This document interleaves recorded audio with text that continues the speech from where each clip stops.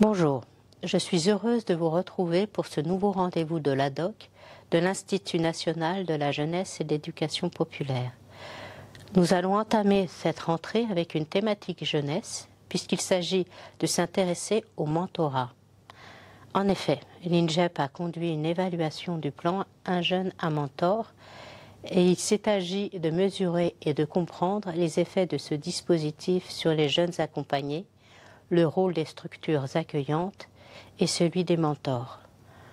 Le rapport pointe également des défis à relever et en propose des perspectives d'évolution. Cette évaluation est déjà parue dans les collections de l'INJEP et est disponible sur notre site www.injep.fr. Nous allons avoir le plaisir d'accueillir Jérôme Gauthier, professeur à l'Université Paris 1 Panthéon-Sorbonne, qui a dirigé l'évaluation, et Marilyn Beck, co-autrice, chargée d'études et d'évaluation à l'INJEP au sein de la MEP, mission expérimentation et évaluation des politiques publiques. Ils viendront présenter les principaux résultats de cette évaluation. À noter les collaborations d'Olivier Cosnefroy, Julia Constantin-Genet, Julie Couronné et d'Augustin Vicard, co-auteur du rapport. Cette présentation sera suivie d'un temps d'échange de questions-réponses basé sur vos questions, questions que vous pouvez poser dès à présent en utilisant le système Q&R que vous retrouverez en bas de votre écran. Cette séquence sera animée par Augustin Vicard, directeur de l'INJEP. Avant de laisser la place à nos intervenants, je vous rappelle que les rendez-vous de la DOC sont enregistrés et seront rapidement mis en ligne sur le site de l'INJEP, www.injep.fr.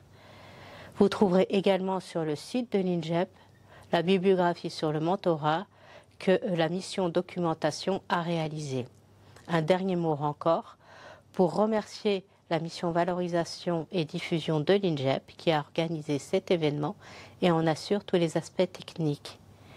J'invite maintenant Jérôme Gauthier et Marilyn Beck à venir nous livrer les observations issues de l'évaluation du plan Un jeune, un mentor. Je vous souhaite à toutes et tous une très bonne séance. Merci. Donc, la présentation s'articulera en 3 temps. Dans un premier temps, je vous présenterai le mentorat et le plan Un jeune mentor et son évaluation. Ensuite, Jérôme Gauthier nous partagera les principaux enseignements issus de cette évaluation. Et enfin, il vous présentera les préconisations qui ont été proposées dans le rapport pour renforcer l'impact du mentorat. Alors, pour commencer, donc, quelques éléments de définition sur le mentorat. Donc, c'est un dispositif d'accompagnement qui est assez ancien en Amérique du Nord. Il est apparu au début du XXe siècle aux États-Unis. Au départ, ce dispositif a été mis en place pour soutenir les jeunes, hommes et femmes, qui étaient passés par le tribunal pour enfants. À partir des années 80, il a connu un développement important, surtout grâce au soutien d'organisations philanthropiques et de certains gouvernements en complément ou parfois même en substitution de politiques de redistribution. Dans les années 2000, les programmes de mentorat se sont diversifiés et ont investi les domaines comme l'éducation, la justice des mineurs ou encore la santé publique.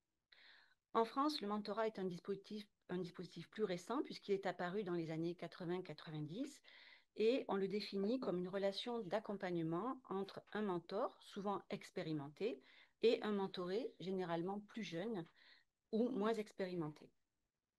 Alors, le mentorat se rapproche d'autres types d'accompagnement déjà existants en France dans ces années-là, comme par exemple le tutorat, qui est plutôt centré sur l'apprentissage académique et qui se développe en milieu scolaire, le parrainage, qui vise, lui, à soutenir des jeunes qui sont peu diplômés, éloignés de l'emploi et qui ont assez peu de réseau personnel aujourd'hui dans le milieu de l'entreprise. Alors aujourd'hui, les programmes de mentorat sont très variés, que ce soit au niveau des objectifs fixés, ils peuvent être professionnels, scolaires ou psychosociaux, mais aussi des publics qui sont visés, par exemple les écoliers, les étudiants, les jeunes passés par l'aide sociale à l'enfance, mais aussi selon les modalités, puisque certains accompagnements se font à distance, d'autres en présentiel, et les durées d'accompagnement peuvent également varier d'un programme à l'autre. Alors, concernant le plan Un jeune mentor, il a été lancé par le président de la République le 1er mars 2021. Ce plan s'inscrit dans le cadre plus large du plan Un jeune, une solution. Ce plan est lancé dans un contexte de crise sanitaire, période durant laquelle la situation des jeunes, et notamment celle d'une partie des étudiants, s'est parfois fortement dégradée. Alors, les objectifs de ce dispositif sont de lutter contre les inégalités de chance en agissant sur 4 freins à la réussite, comme le déterminisme social, les inégalités scolaires, l'autocensure ou encore le chômage, et cela par le développement d'une offre de mentorat sur l'ensemble du territoire. L'objectif était d'atteindre la cible de 200 000 jeunes accompagnés par un mentor en 2022. Et pour atteindre cet objectif, le plan prévoit le financement des structures qui proposent du mentorat via des appels à projets. Alors ce financement a effectivement permis une forte montée en charge. Avant le plan, 30 000 bénéficiaires étaient accompagnés par un mentor. Et en 2021, ce sont 72 000 jeunes qui ont été accompagnés, plus de 112 000 en 2022 et environ 135 000 en 2023, comme en 2024, d'après les premières estimations. Alors concernant le public cible, le dispositif s'adresse aux enfants, adolescents et jeunes de 6 à 30 ans, sans condition de nationalité et qui en expriment le besoin. Les jeunes en situation de fragilité sont particulièrement visés par le dispositif.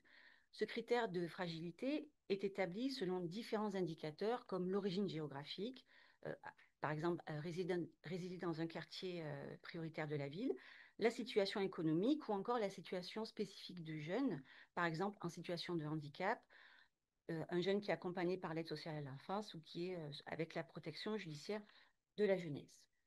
Alors, dans le plan Un jeune mentor, le mentorat est défini comme une relation interpersonnelle d'accompagnement et de soutien basée sur l'apprentissage mutuel. Son objectif est de favoriser l'autonomie et le développement de la personne accompagnée. Le binôme agit au sein d'une structure professionnelle, une association, une fondation ou un groupement d'intérêt public qui va encadrer la relation, c'est-à-dire par exemple organiser la formation des mentors et suivre la relation du début jusqu'à sa clôture. Il est aussi important de souligner que le mentor agit bénévolement ou dans le cadre d'un engagement d'intérêt général, comme le service civique par exemple. Et puis, en fonction de l'âge du mentoré, les objectifs peuvent porter sur l'accompagnement scolaire, l'orientation ou l'insertion professionnelle. C'est ce qu'on voit dans ce tableau, donc sur les motivations des jeunes mentorés. Et on observe que d'une façon générale, l'évaluation montre que les jeunes mobilisent le mentorat tout d'abord, pour les aider à trouver un stage ou un apprentissage, c'est un tiers d'entre eux qui nous disent cette raison, pour les guider dans leur choix d'orientation ou encore pour renforcer leur confiance en soi. Donc pour les mentorés scolarisés, donc ce sont les 2 dernières lignes du tableau, on voit que les principaux objectifs sont le soutien scolaire et aussi une aide pour les démarches de Parcoursup qui concernent quand même 34% des lycéens. Alors, les besoins exprimés par les jeunes reflètent les problématiques spécifiques à leur âge, leur parcours et leur situation au moment de l'enquête. Et donc, on observe dans le tableau une différence entre les mineurs et les majeurs.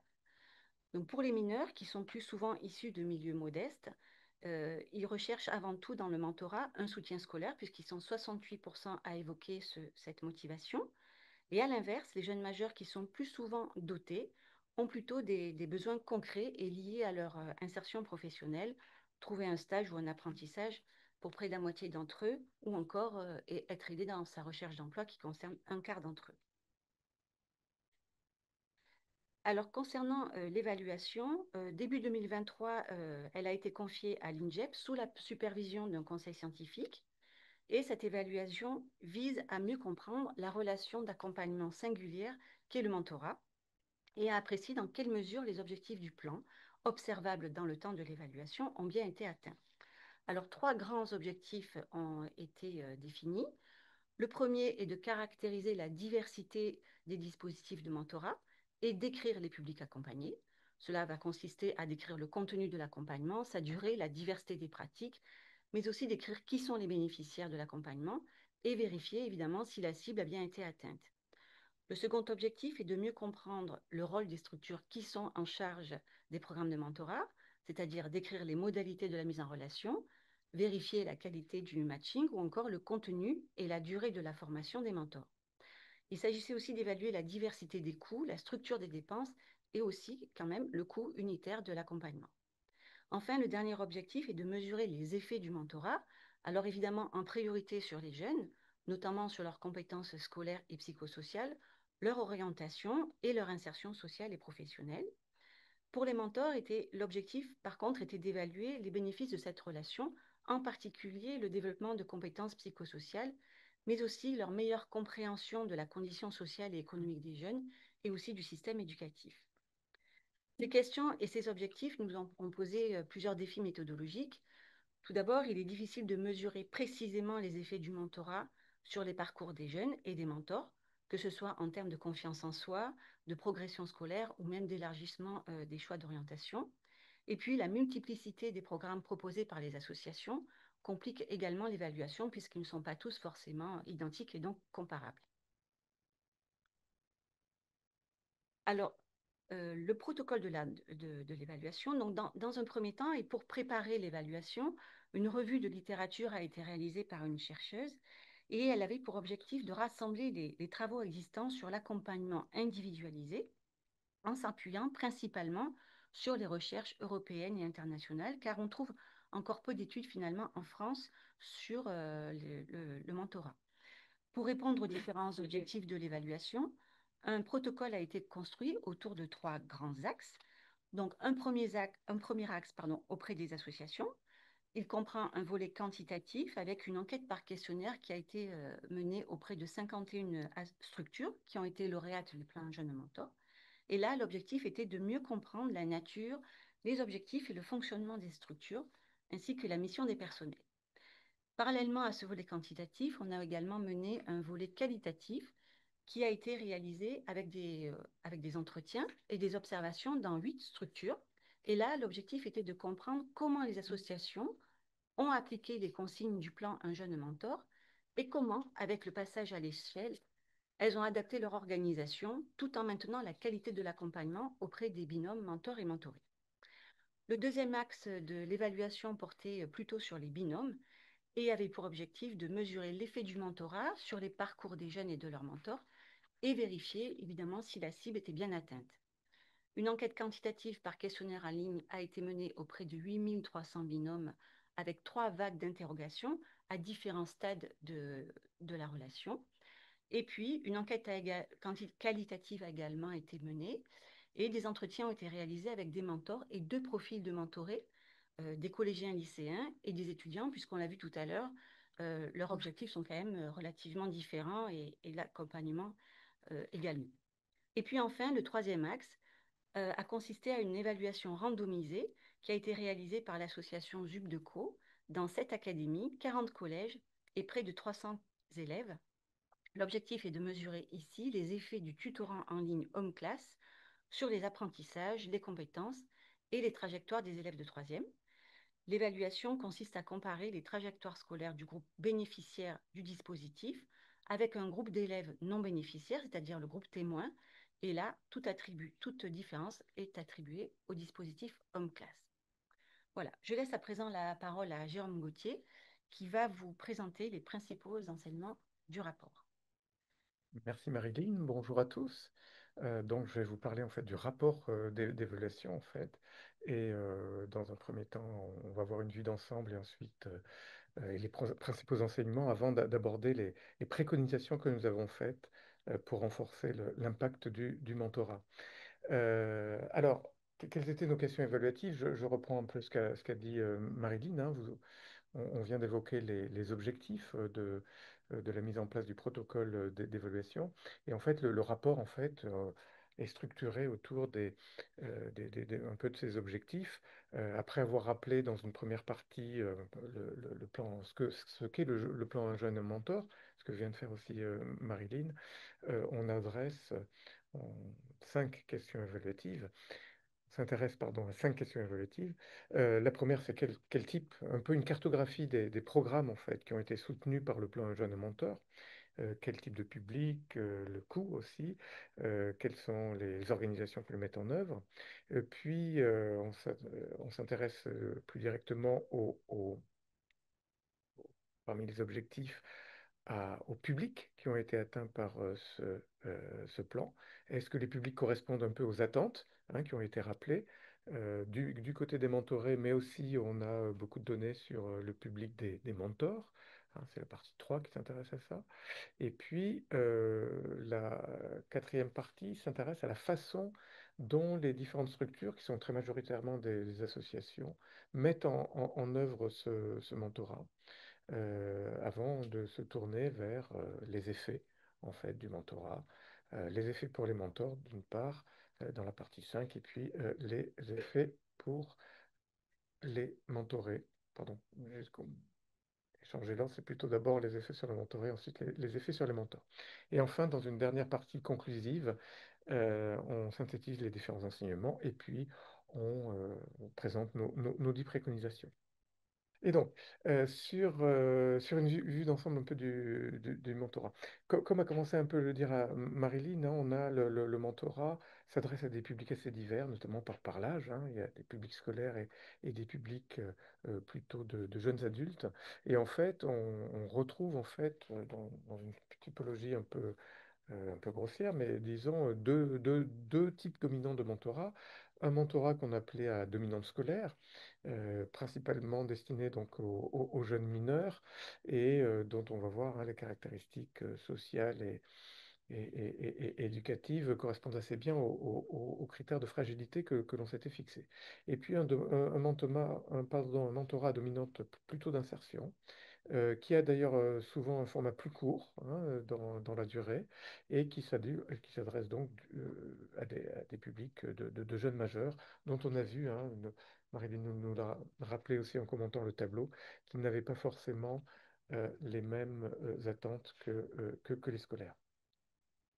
On a une forte disparité en fait dans la mise en œuvre du dispositif, puisque aussi bien, donc c'est des associations d'abord qui peuvent être de tailles très diverses. On a de petites associations, des grosses associations, notamment si on juge de la taille par le nombre de mentorés suivis. On a des associations qui ont plus de 5000 mentorés, alors que d'autres en ont un peu plus d'une centaine, enfin autour de 100 ou 200. Et puis, donc, ces différentes associations, elles mettent en œuvre de façon différente, notamment dans le recrutement des mentors et des mentorés, mais aussi dans la formation des mentors. On y reviendra parce que c'est un élément assez important. Certaines forment les mentors et d'autres beaucoup moins. Et puis dans la mise en œuvre du suivi des binômes, qui est mise en œuvre par des chargés de mentorat, et ces chargés de mentorat peuvent avoir des rôles assez différents sur leur structure.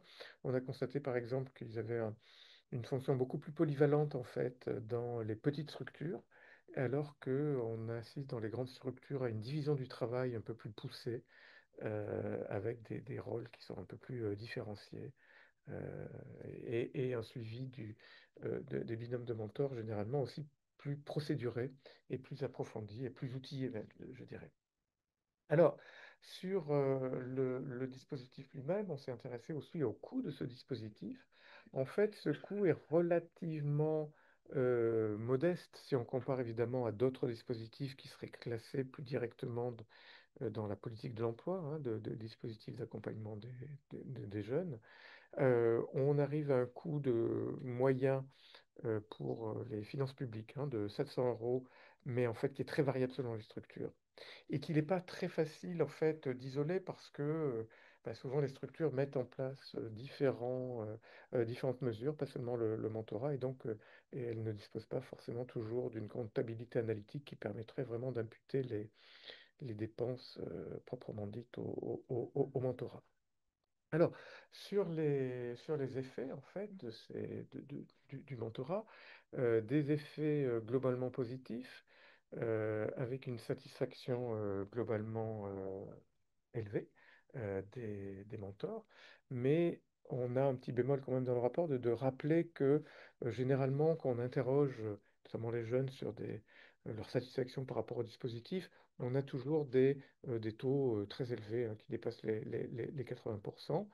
Et là, on constate aussi que le taux de satisfaction est d'autant plus élevé que le mentoré est jeune et qu'il vient de milieux sociaux plutôt défavorisés en fait. Mais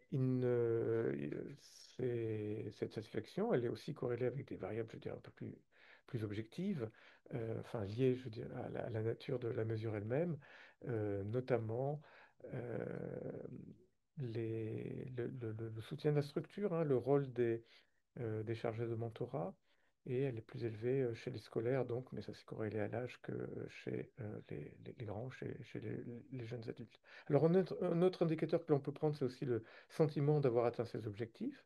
Ce sentiment est relativement élevé. On a vu que ces objectifs pouvaient être très divers, hein, ça a été rappelé notamment quand Marilyn a commenté le tableau. On a un taux de satisfaction, enfin, entre 6 et 9 mois. Alors, on pourrait penser que entre 6 et 9 mois, c'est peut-être relativement court pour mesurer l'atteinte des objectifs, mais disons que déjà à cet horizon-là, plus de 50% des mentorés estiment avoir atteint leur objectif. Alors là aussi, petit bémol, c'est un certain nombre nous disent aussi, mais on a le sentiment qu'on aurait atteint ses objectifs sans le mentorat. Mais bon, voilà, c'est du déclaratif. Est-ce que c'est vrai? Est-ce qu'il ne se trompe pas? Est-ce que c'est surestimé ou sous-estimé? C'est évidemment très difficile à établir. Alors, comme l'a dit Marilyn, on s'intéressait aussi à des dimensions plus euh, psychoportement, enfin, de compétences dites psychosociales, en fait, hein, et, et notamment à partir d'indicateurs autour de l'autonomie ou d'autres compétences psychosociales. Et là, ce que l'on constate, en fait, comment on procède, on pose les mêmes questions aux jeunes à de la différence, c'est-à-dire à l'entrée du mentorat et puis là aussi 6 à 9 mois après. Et des questions assez diverses hein, qui peuvent porter sur les résultats scolaires, le fait d'être attentif en classe, par exemple, ou le fait, des choses beaucoup plus psychologiques, d'être heureux d'être soi, en fait, hein, d'être à l'aise, etc. Et, d'être à l'aise avec soi, enfin, avec sa propre image, etc. D'être aussi à l'aise avec euh, des adultes, ou des questions sur, plus spécifiquement sur le projet professionnel, etc. Bon. Donc on pose ces questions à 9 mois d'intervalle et on regarde quelle est l'évolution dans les réponses, en fait, et est-ce que le pourcentage des gens qui répondent positivement augmente, enfin des jeunes qui répondent positivement augmente. Bon. Alors, on ne voit pas d'évolution très très nette, en fait, et ça c'est peut-être un peu décevant de ce point de vue-là, donc c'est difficile d'apporter des conclusions très fermes, mais sur les différents thèmes, on ne voit pas d'évolution très importante. Alors, toujours, pardon, je ne sais pas si, voilà, oui. Du côté des mentors, ce que l'on constate, en fait, c'est que là aussi, il y a une assez forte satisfaction, et elle est d'autant plus élevée que, vous pouvez y attendre aussi que quand les mentors ont l'impression que les objectifs qu'ils s'étaient fixés avec les jeunes ont été atteints, en fait. Mais là aussi, on a une corrélation entre le taux de satisfaction et le rôle de la structure, en fait, hein. Dans quelle mesure la structure a été aussi présente dans le cadre du soutien à cette relation mentorale, notamment renvoyant au rôle des chargés de mentorat. Et puis, cette satisfaction progresse au cours du temps, avec notamment le sentiment que progresse aussi le sentiment de mieux connaître les jeunes, en fait, hein, puisque c'était aussi un objectif, Marilyn l'a rappelé, de faire en sorte aussi, c'est un dispositif intergénérationnel, en fait, qui est aussi destiné à ce que les adultes connaissent mieux les jeunes, leurs problématiques et leurs problèmes même plus spécifiquement.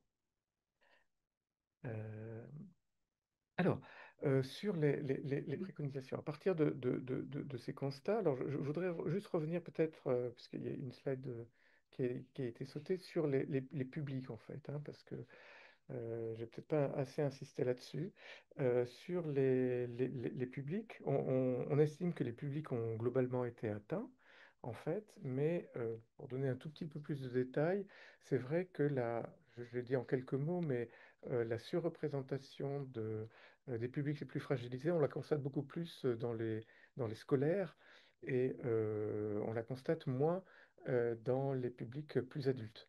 Et notamment dans les publics plus adultes, on a aussi découvert des publics qui n'étaient pas vraiment visés en fait par le mentorat, notamment beaucoup d'étudiants étrangers en fait qui recourent au mentorat pour se repérer un peu dans le système scolaire, mais aussi des enfants de milieux plutôt de classe moyenne, voire de classe supérieure, qui recourent aussi au mentorat.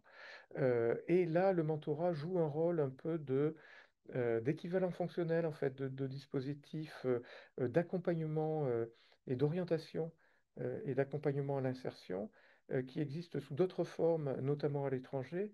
Et là, le mentorat, même si ce n'était pas son rôle initialement conçu dans la politique publique, joue un rôle quand même non négligeable qui est un rôle assez important dans notre système où les jeunes, beaucoup de jeunes, estime que l'orientation est difficile et elle a été rendue un peu plus, à la fois plus difficile et plus, peut-être un peu plus stressante par des dispositifs de type Parcoursup, puisqu'on a vu que beaucoup de lycéens recouraient au mentorat pour se repérer aussi dans Parcoursup.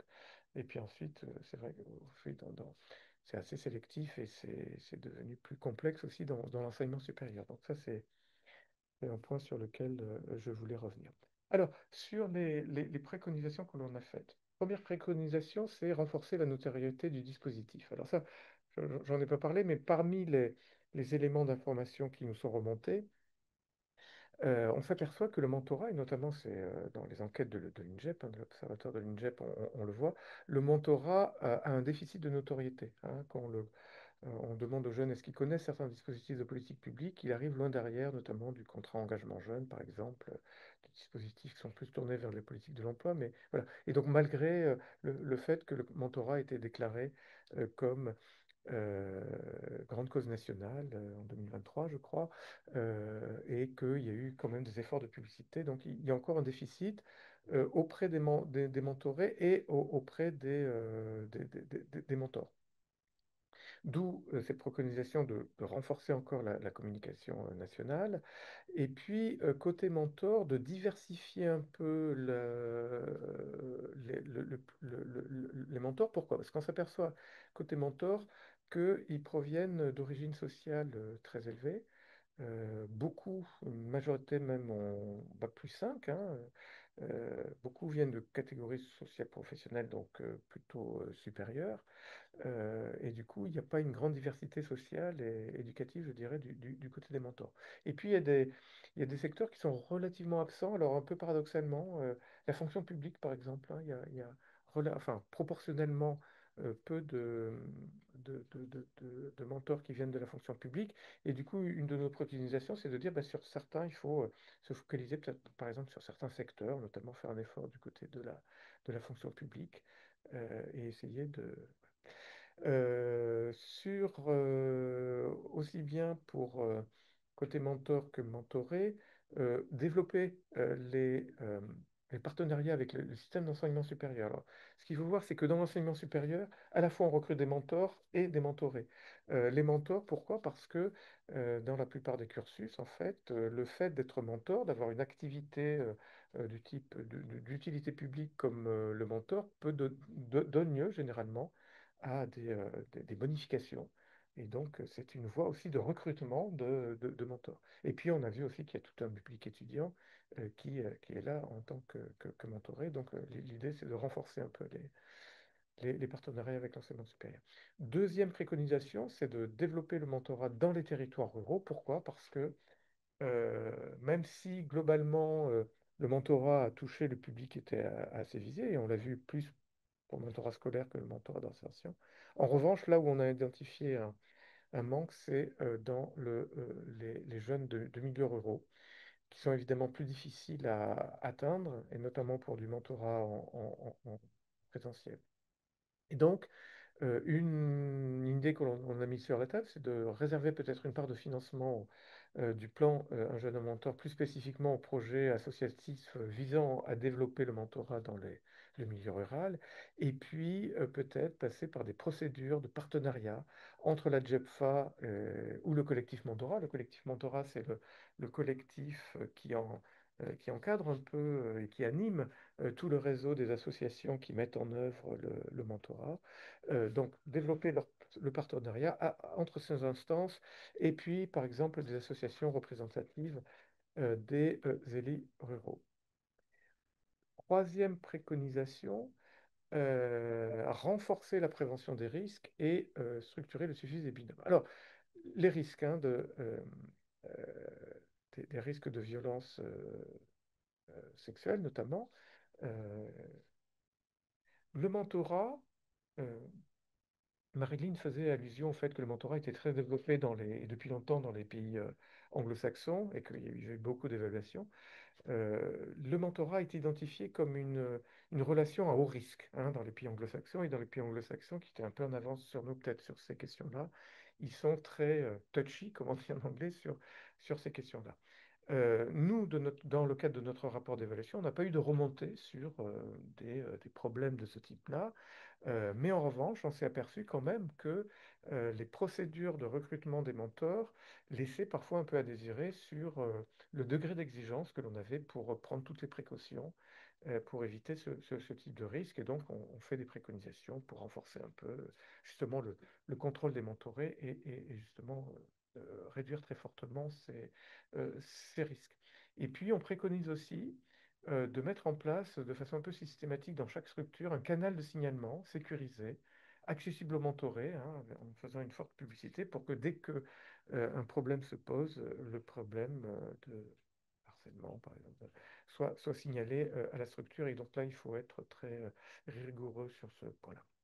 Quatrième préconisation, c'est de systématiser les entretiens de suivi et de clôture des binômes. Alors, on l'a vu dans la partie un peu diagnostic, les structures mettent en œuvre de façon très variée le mentorat, avec un rôle plus ou moins actif du chargé de mentorat. Mais il y a deux moments assez critiques qui, euh, qui sont importants. Il y a le moment du, du début de la relation, en fait, et notamment le recrutement et puis la mise en route de la relation. Et puis, il y a le moment de clôture. Alors, au début de la relation, et évidemment, enfin, alors, tout le long, c'est important, mais euh, d'abord, bien faire attention à enfin, s'enquérir du fait que les premières rencontres se sont bien passées, que la relation, pour ainsi dire, est sur de bons rails, en fait. Donc, organisation systématique d'un entretien suite à la première rencontre. Bon. Et puis, la fin de la relation, pourquoi c'est un moment important? Parce que il faut savoir bien finir un mentorat. D'abord, officialiser le fait que c'est d'un commun accord, puisque c'est quand même une relation bilatérale, que d'un commun accord, les deux parties ont compris que la relation s'arrêtait, ce qui n'est pas toujours forcément le cas. Et puis, faire un entretien pour capitaliser à la fois du côté du mentor et du mentoré ce qu'a apporté la relation. Et faire un bilan aussi des éventuellement dysfonctionnements qui ont pu être constatés, pour que la structure elle-même puisse capitaliser un peu en termes d'enseignement et tirer donc des enseignements pour améliorer aussi ces procédures. Donc, tout ça nécessite de définir un bon protocole de sortie et nous insistons sur ce point-là. Alors, un autre point qui voilà, à notre cinquième préconisation est de différencier les exigences de durée minimale de relation selon le profil des mentors et des mentorés. Alors alors, ça peut paraître un détail, mais c'était aussi un enseignement important d'ailleurs, des évaluations anglo-saxonne, c'est de dire attention, une relation trop courte, non seulement risque de ne pas avoir d'effet positif, mais elle pourrait même peut-être avoir des effets négatifs. En tout cas, euh, alors, pourquoi des relations trop courtes? D'abord, les relations trop courtes peuvent naître du fait qu'il y ait beaucoup de ruptures anticipées. Euh, le mentor ou le mentorat disparaissent, ça peut arriver, c'est-à-dire arrête de façon unilatérale la relation, par exemple. Bon, donc il faut faire très attention à essayer d'éviter au maximum, évidemment, ces ruptures anticipées.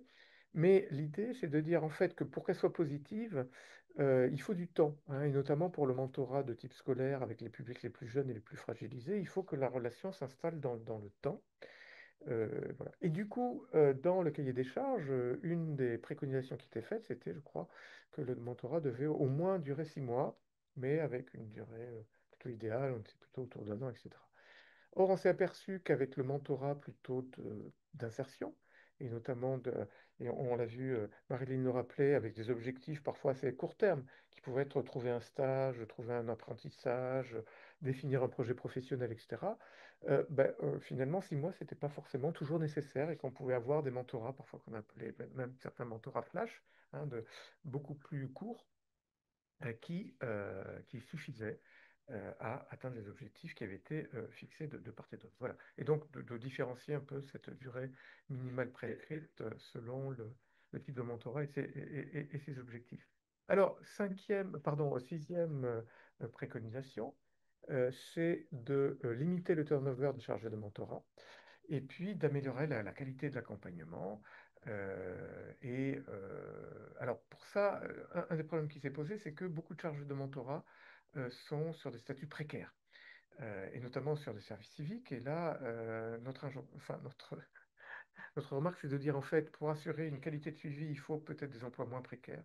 Et en même temps, ces emplois précaires, ils sont liés au modèle économique des associations, qui sont très contraintes financièrement. Et donc, ce qui exige aussi, peut-être du point de vue du conventionnement, de continuer en tout cas des conventions pluriannuelles et de se donner les moyens aussi d'éviter cette précarité pour ne pas plonger les associations avec des injonctions contradictoires finalement et de les plonger dans des difficultés économiques.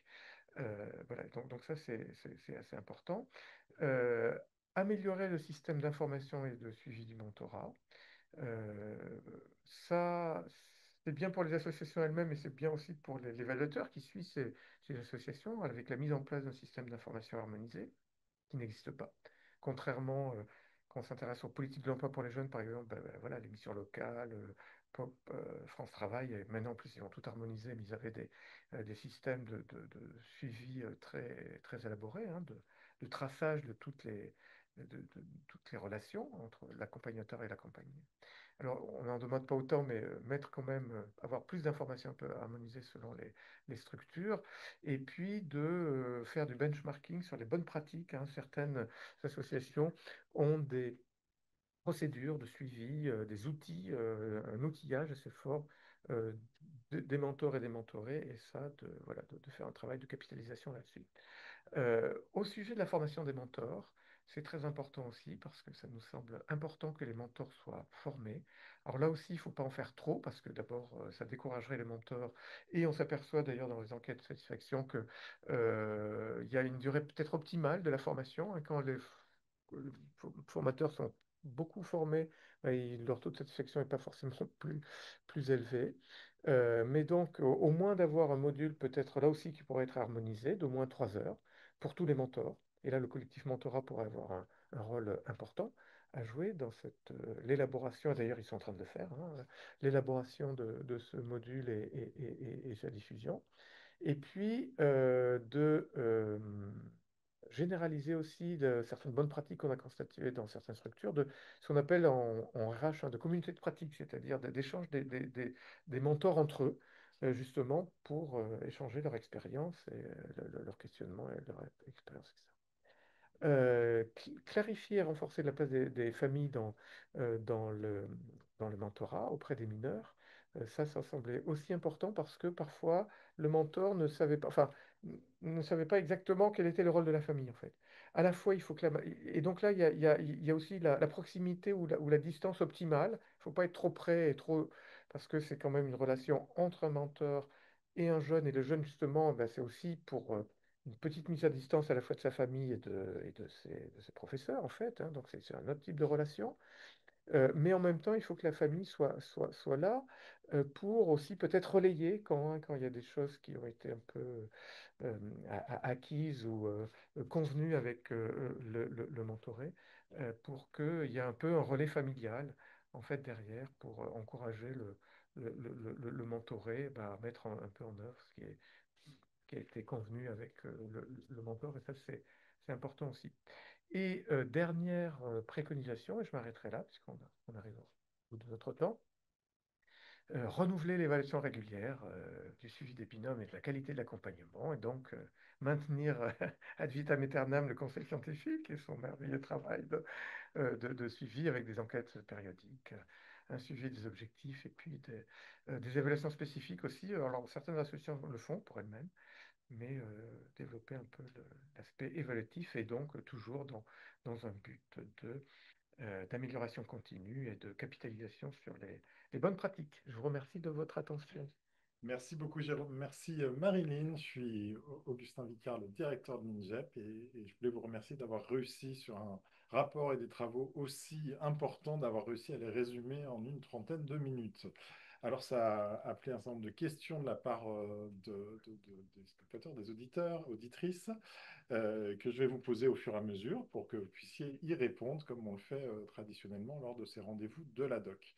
Alors, première question, c'est pour revenir sur le coût du dispositif. Je crois, Jérôme, que tu as évoqué le coût de 700 euros, qui est, je crois, le coût du programme de mentorat, dont 50% à peu près est pris en charge par la puissance publique. Oui. Mais la question était plutôt de savoir à quoi ça correspondait finalement. Pourquoi, alors qu'on a un bénévole Oui. d'un côté et un mentoré de l'autre, pourquoi il y a un coût d'une certaine manière? Est-ce que ça correspond Oui. seulement à la formation des mentors ou est-ce que ça va un petit Non, peu plus loin? ça va un peu plus loin parce que les coûts de structure. Alors effectivement, normalement, les mentorés ne sont pas rémunérés. Alors on l'a vu, il y avait une petite ambiguïté avec les services civiques, puisque certains services civiques peuvent faire dans le cadre de leur service civique du mentorat. Mais normalement, donc, les mentors ne sont pas rémunérés. Et donc les coûts, ce sont les coûts de la structure qui met en œuvre le mentorat, et notamment les chargés de mentorat. On l'a vu, donc c'est pas seulement des coûts de formation des mentors, mais les chargés de mentorat ils font l'appariement, ils mettent en relation au départ, d'abord ils font du recrutement, hein, il faut recruter les mentors, il faut recruter aussi les mentorés. Donc il y a tout un travail de publicité, de prospection auprès de certain nombre de réseaux d'institutions. Et puis il y a des coûts de structure ensuite de suivi de la relation. Et donc tout ça, c'est un coût, hein. Les chargés de mentorat, ben, eux, sont rémunérés, ça c'est un coût.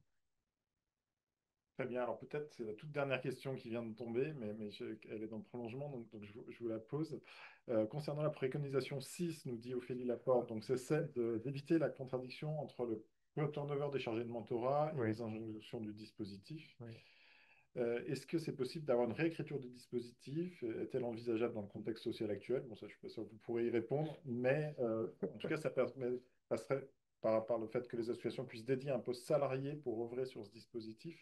Et ça rejoint une autre question de Gérard Marquier, je me permets de les lier, en disant que les préconisations sont intéressantes. Merci pour ce commentaire, Merci. mais nécessitent un engagement plus important des associations qui portent le dispositif. Oui, Un certain nombre de préconisations vont dans ce sens-là, oui. une amélioration de la qualité du suivi. Et pour autant, le financement n'a pas forcément été pérennisé, et donc ça pose question pour la stabilité du dispositif. Donc, comment réconcilier ces différentes exigences? Alors, c'est pour ça que je parlais. Alors, si ce n'est d'injonctions contradictoires, c'est plutôt de signaux contradictoires, et plus que des signaux, en fait. Effectivement, si on veut lutter contre la précarité dans les associations, mais c'est pas propre au mentorat d'ailleurs, hein, il faut, étant donné leur modèle économique très contraint quand même, c'est difficile de le faire sans financement supplémentaire. Donc là, effectivement, il y a peut-être une injonction contradictoire en disant il ne faudrait pas utiliser des services civiques et en même temps de dire il faudrait pérenniser des postes de chargé de mentorat et il faudrait faire plus de qualité dans le suivi, etc., avec des moyens qui sont les mêmes ou des moyens qui sont contraints. Et là, nous, on ne s'est pas prononcé là-dessus, en fait, hein. On a juste fait le constat de dire attention, il faudrait éviter ce genre de demande un peu contradictoire. Et puis sur je crois que c'était un peu ça. L'engagement plus important des associations, ça va un petit peu Oui, voilà, c'est ça. Sur l'engagement, il faudrait effectivement, il faudrait plus de moyens pour le mentorat, je pense, pour aller plus loin. Alors, en même temps, il y a toujours de la rationalisation qui peut être faite, mais voilà, c'est un peu Et difficile. donc, on a même toujours dans la même idée, Sofiane Lada qui nous dit comment l'État peut-il soutenir les associations de mentorat pour éviter la dépendance aux appels à projets courts. Je crois que vous y avez répondu en partie, hein. Oui, effectivement. Alors, nous, on ne nous demandait pas effectivement de nous prononcer là-dessus, hein. Le rapport portait sur un dispositif qui, voilà, qui avait son design, je dirais, Mais après, c'est aux décideurs publics de décider à la fois des montants et puis des modalités, hein. Nous, on attire juste l'attention sur le fait que ça peut être contradictoire de réduire des budgets ou de faire des financements à court terme, même si c'était pluriannuel, et d'estimer et d'exiger une pérennité en fait des structures de l'accompagnement, etc. Je continue sur ce coût, hein. Oui, Il y a un certain nombre oui, de oui, personnes qui disent à 700 euros, ça peut paraître beaucoup pour certains mentorats, puis oui, peut-être pas beaucoup pour non, d'autres mentorats, notamment auprès de oui, oui, publics fragilisés. Si oui, vous oui, êtes une association qui va faire de oui, l'accompagnement auprès de publics ASE, par exemple, ou d'autres publics fragilisés, oui. peut-être pour redire que ce 700 euros, c'est une moyenne. Oui, voilà. Ouais. Donc c'est une moyenne. Et alors, le problème qui s'est posé, et Marilyn y a fait allusion, on a des dispositifs très hétérogènes, on a des publics aussi très hétérogènes, et donc tous les chiffres moyens, quand on parle des chiffres moyens, ben, on est souvent dans des moyennes qui ne sont pas forcément significatives, enfin significatives, qui cachent des disparités vraiment importantes. Et la moyenne concernant le coût, elle cache des disparités très importantes, hein. Ça peut monter à plus de 1500 euros dans certaines associations, voire plus, avec toujours l'incertitude de est-ce que l'on estime bien le coût. C'est aussi un problème parce que là, ces 700 euros, ils sont calculés juste sur la dépense publique, sur le mentorat divisé par le nombre de mentors, en gros, hein, c'est ça. Donc, bon, et du coup, après, encore une fois, les moyennes cachent des disparités très importantes, pas seulement sur les coûts, mais notamment sur les coûts. Et le choix a été fait, hein, par la puissance publique de financer ces projets en tenant compte de l'ensemble des projets des Ouais, associations et pas d'un coût par jeune voilà. qui obligerait justement des associations qui ont des besoins spécifiques à s'aligner vers le bas. Et donc Voilà. ça, je pense que Oui, c'est pas le même type que, par exemple, dans la garantie jeune, on donnait par exemple 1600 euros par jeune accompagné, donc c'est une somme forfaitaire par accompagné, donc, et donc qui obligeait une certaine harmonisation des coûts des différentes structures. Là, c'est pas le cas, c'est pas le mode de financement du mentorat. Pour revenir sur les publics, Oui, on a évoqué des jeunes suivis par l'ASE et on a oui, alors, oui. euh, une question justement sur les jeunes prises en charge par l'ASE, est-ce qu'ils représentent une part importante ou non des Alors, publics? Et peut-être pour remettre en contexte, hein, pour l'ensemble de nos auditeurs, il y avait aussi l'idée que l'ensemble des jeunes ouais, suivis à l'ASE puissent bénéficier du oui, parrainage ou du oui. mentorat. Donc par rapport à cet objectif aussi, là, où en est-on au vu des Alors, résultats de alors, l'évaluation? étant donné nos échantillons, effectivement, c'est la taille de nos échantillons. Le public de l'ASE, en fait, est un public assez minoritaire. Je sais pas, Marilyn, tu as peut-être le chiffre en tête, mais sur l'ensemble des mentorés, je dirais que c'est quand même moins 2%. Je crois qu'on est en tout cas, on est en dessous de 5%, hein. Donc, c'est loin d'être. Alors, en même temps, mais le public de l'ASE est quand même surreprésenté, au sens, par rapport à sa proportion parmi l'ensemble des jeunes, les jeunes de l'ASE sont quand même surreprésentés. Mais on est loin encore, hein, du fait que au moment où nous, on a fait nos enquêtes, on était loin de la couverture totale des jeunes de l'ASE. Et ça, je pense que c'est une priorité ouais, qui est importante, hein, vraiment, parce que bon, c'est le public souvent les plus fragiles. On est à 3%, voilà, hein, le chiffre exact. On est à 3% de mentorats qui sont des publics de l'ASE. Donc, ils sont surreprésentés, mais on ne les couvre pas tous. Et il y a encore un effort à faire de ce point de vue-là. Une collègue d'un service départemental jeunesse et sport de l'Aude, si je ne me trompe pas, le 11, nous demande si les structures labellisées information jeunesse se sont saisies de ce dispositif d'accompagnement. Alors là, je vais me permettre de répondre. Ouais, vas-y, ouais. Et de ce point de vue-là, en fait, Info Jeune France s'est saisi assez précocement du dispositif. Donc, c'est la structure nationale, hein, qui représente ces structures d'information jeunesse, pour faire un mentorat assez original de pair à pair, c'est-à-dire des jeunes qui mentorent d'autres jeunes, mais avec un démarrage qui a été assez lent et compliqué, ce qui fait qu'on n'a pas pu les intégrer dans notre évaluation typiquement, et que ça n'a pas forcément, hein, si j'ai bien compris, été suivi de beaucoup d'effets. Donc il n'y a pas forcément d'effets d'entraînement sur les structures d'information jeunesse qui se sont pas forcément énormément saisies du dispositif. Et de la même manière, on a une question sur est-ce que le mentorat est encouragé auprès du monde de l'entreprise? Euh, Oui, alors, Euh, il y a des accords, hein, il y a des accords avec certaines entreprises qui ont leur dispositif un peu de mentorat, enfin, qui est reconnu au sein de l'entreprise et qui peuvent encourager leurs salariés. Mais là aussi, il y a un effort à faire. Et d'ailleurs, certains, je sais, y travaillent, hein, m'ont contacté récemment pour essayer de faire des démarches un peu plus systématiques auprès des entreprises et d'amener les grandes entreprises notamment à s'investir beaucoup plus dans les entreprises. Donc je crois qu'il y a encore des choses à faire. Il y a une question sur le manque de notoriété du dispositif, hein, que Oui. vous avez noté. Ce manque de notoriété du dispositif fait l'objet d'une préconisation en disant qu'il faut renforcer Oui. cette notoriété. Alors, est-ce que vous savez ce qui est prévu au niveau national, au niveau dans les Euh, territoires, mais aussi ce qui est déjà mis en œuvre par les associations par elles-mêmes pour renforcer la notoriété? Je sais euh, qu'elles passent par les réseaux sociaux notamment. oui, alors les associations, en fait, elles font déjà pas mal de choses, hein. Elles passent par les réseaux sociaux, évidemment, pour toucher les jeunes, beaucoup par des liens institutionnels, hein, auprès du système scolaire, auprès du système universitaire, je l'ai dit, même si, il y a encore une marge d'amélioration possible. Et ce que font les associations aussi, c'est que, comme souvent elles gèrent plusieurs dispositifs, elles captent les jeunes, pour ainsi dire, pour certains dispositifs différents, qui peuvent être liés parfois aussi d'ailleurs à la réussite scolaire, enfin les coordonnées de la réussite, etc. Enfin, bon. Et puis qui peuvent, euh, à partir de ces dispositifs et de la captation des jeunes, elles peuvent les orienter vers le mentorat.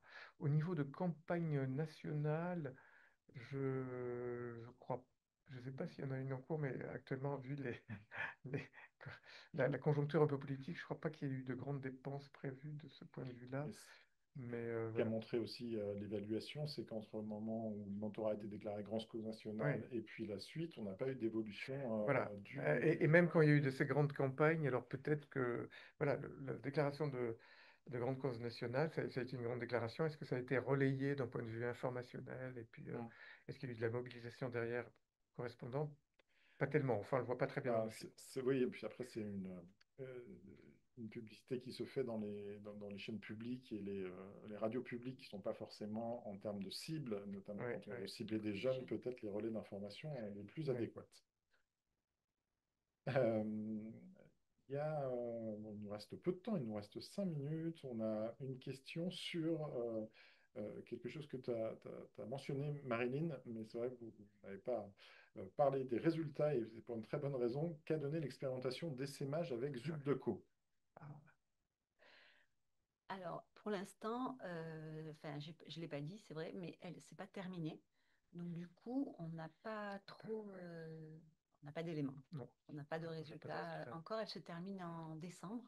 On aura le rapport, les résultats, je pense, en début d'année prochaine. À la fin du premier trimestre. Donc, restez connectés au site de Il y aura, l'INJEP il et y aura une breaking news.